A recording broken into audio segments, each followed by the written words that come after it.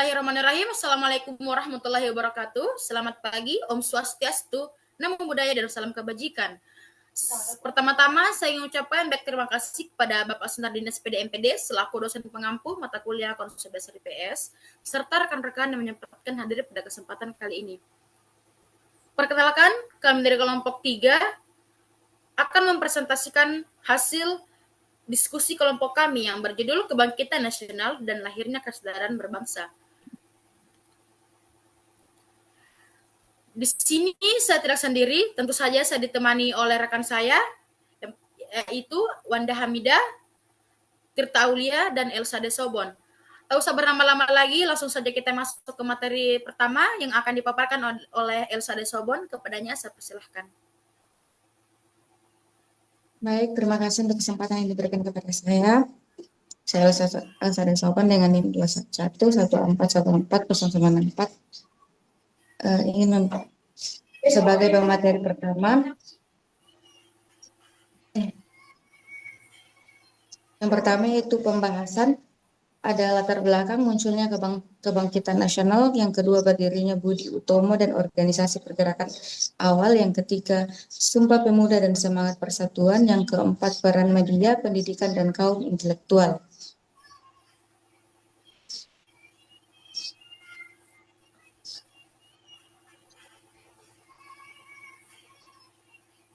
Selanjutnya, yang pertama latar belakang munculnya kebangkitan nasional.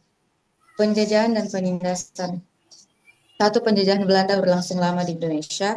Yang kedua, menimbulkan berbagai bentuk penindasan. Dan yang ketiga, hak-hak dasar rakyat dibatasi, seperti kebebasan berekspresi, akses pendidikan, keterlibatan dalam ekonomi dan pemerintahan. Yang keempat, rakyat pribumi termarginalkan. Selanjutnya yaitu munculnya intelektual muda. Yang pertama, akses pendidikan modern mulai terbuka, terutama bagi kalangan bangsawan dan priai. Yang kedua, muncul kelompok intelektual muda.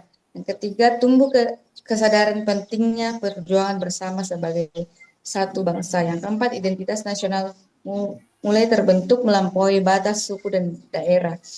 Dan yang ketiga, pengaruh global. Ada gerakan nasionalisme di India dan Filipina memberi inspirasi. Yang kedua, semangat anti penjajahan tumbuh di kalangan tokoh pergerakan. Dan yang terakhir, perjuangan menuju kemerdekaan mulai direncanakan dan terarah.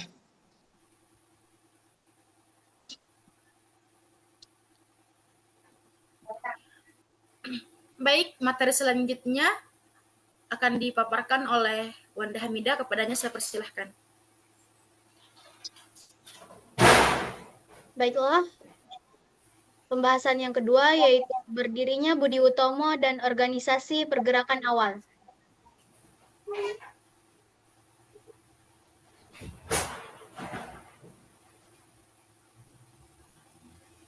Budi Utomo didirikan pada 20 Mei tahun 1908 oleh Dr. Sutomo dan mahasiswa Stovia sebagai organisasi modern pertama di Indonesia.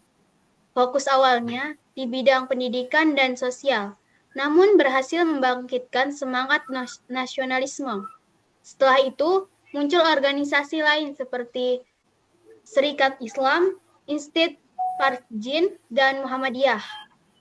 Meski berbeda latar belakang, semuanya punya tujuan sama, memperjuangkan kemerdekaan dan keadilan. Pergerakan ini jadi awal tumbuhnya rasa persatuan dan cita-cita menuju Indonesia merdeka. Baik, saya serahkan kepada moderator. Baik, terima kasih. Pembahasan selanjutnya akan dipaparkan oleh saya sendiri, yaitu Sumpah Pemuda dan Semangat Persatuan. Sumpah Pemuda pada 28 Oktober 1928 adalah tonggak penting dalam sejarah bangsa. Dalam Kongres Pemuda II, para pemuda dari berbagai daerah sepakat untuk mengakui satu tanah air, satu bangsa, dan satu bahasa, yaitu bahasa Indonesia. Peristiwa ini mencerminkan semangat persatuan di tengah perbedaan suku, agama, maupun daerah. Para pemuda sadar bahwa kekuatan melawan penjajah ada pada persatuan, bukan hanya senjata. Sumpah Pemuda membentuk identitas nasional yang menyatukan seluruh rakyat Indonesia menjadi pondasi kuat dalam perjuangan kemerdekaan dan terus menginspirasi semangat kebangsaan hingga kini. Materi selanjutnya akan dipaparkan oleh Tirta Aulia, kepadanya saya persilahkan. Baik, terima kasih. Saya akan melanjutkan materi keempat, yaitu peran media pendidikan dan kaum intelektual. Yang pertama ada media massa seperti Medan Prijaji, dipelopori oleh Tirto Adi Suerjo, menyuarakan keresahan rakyat dan ide kebangsaan, menjadi alat perlawanan terhadap ketidakadilan kolonial, menyatukan rakyat melalui informasi dan opini kritis. Yang kedua ada pendidikan, melahirkan generasi yang berpikir kritis dan strategis. Sekolah menjadi ruang lahirnya pemikiran dan progresif, menjadi jembatan antara ide dan tindakan nyata. Yang ketiga ada kaum intelektual, tokoh penting. Yang pertama ada Ki Hajar Dewantara. Kedua ada Tijipto Mangoeng Utomo. Yang ketiga ada Soekarno. Tidak hanya berpikir, tetapi juga bertindak langsung, mendorong masyarakat untuk berani melawan penjajahan. Perjuangan dilakukan lewat ide, bukan hanya senjata. Sekian dari saya, terima kasih. Baik, terima kasih. Adapun kesimpulan hasil dari materi kami, kebangkitan nasional adalah fase penting dalam sejarah Indonesia yang ditandai dengan tumbuhnya semangat persatuan sebagai satu bangsa. Tekanan penjajahan memicu kesadaran di kalangan terpelajar, yang kemudian melahirkan organisasi pergerakan seperti Budi Utomo dan peristiwa penting seperti Sumpah Pemuda. Media, pendidikan, dan kaum intelektual turut memperkuat semangat nasionalisme ini. Sebagai mahasiswa, memahami sejarah ini penting untuk menumbuhkan cinta tanah air, menjaga persatuan, serta meneruskan semangat perjuangan di era sekarang. Adapun sarannya, yang pertama, generasi muda Indonesia sebaiknya terus mempelajari sejarah bangsa agar tidak kehilangan jati diri dan semangat nasionalisme. Yang kedua, pemerintah dan institusi pendidikan perlu terus menguatkan pendidikan sejarah dengan pendekatan yang menarik dan konseptual.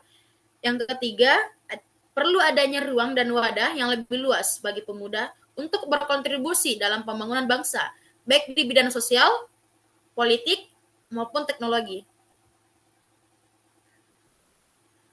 Baik, mungkin cukup sekian presentasi dari kelompok kami. Kurang dan lebihnya, baik dari segi perkataan maupun perbuatan kami mohon dimaafkan. Kurang dan lebihnya mohon dimaafkan. Akhir kata, wabillahi taufiq wal hidayah. Wassalamualaikum warahmatullahi wabarakatuh. Selamat menonton.